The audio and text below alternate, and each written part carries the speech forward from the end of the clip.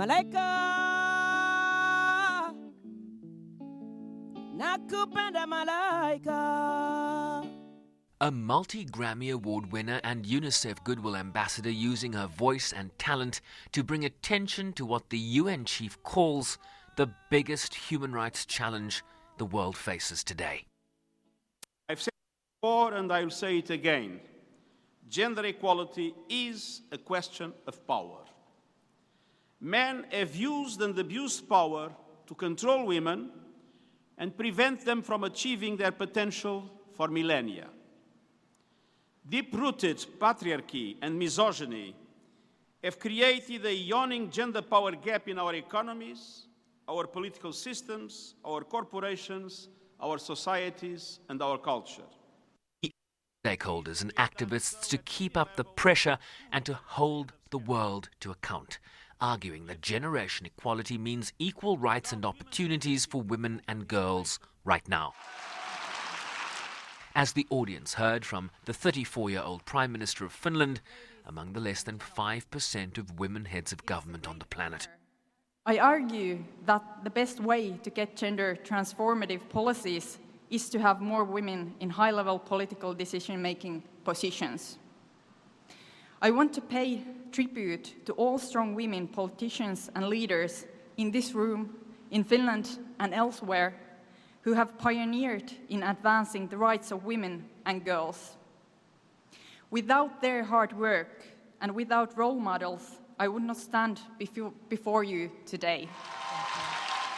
This Liberian Nobel Peace Laureate warned those in power that women's rights should not only become popular during election seasons. Gender equality must be an understanding that equality is linked to our collective humanity. It is linked to peace and justice, which for me means being willing to radically transform the systems and structures that hold women and girls down. These radical transformations must be actionable. After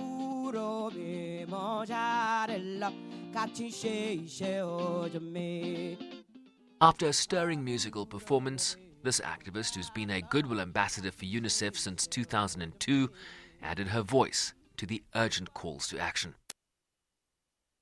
Men that have power without women having power, that's the thing that we have to understand. We have to teach our boys and young girls from the early age to respect one another.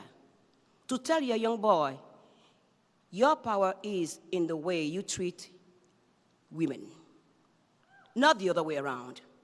So we've been sitting here year after year talking about women empowerment, gender equality, and we produce 75% of the world wealth.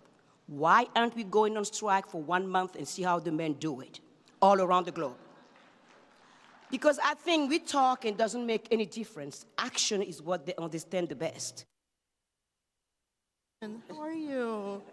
While this 18-year-old trans-disabled woman raised the key issue of violence against trans and non-binary people, which continues to be a global phenomenon.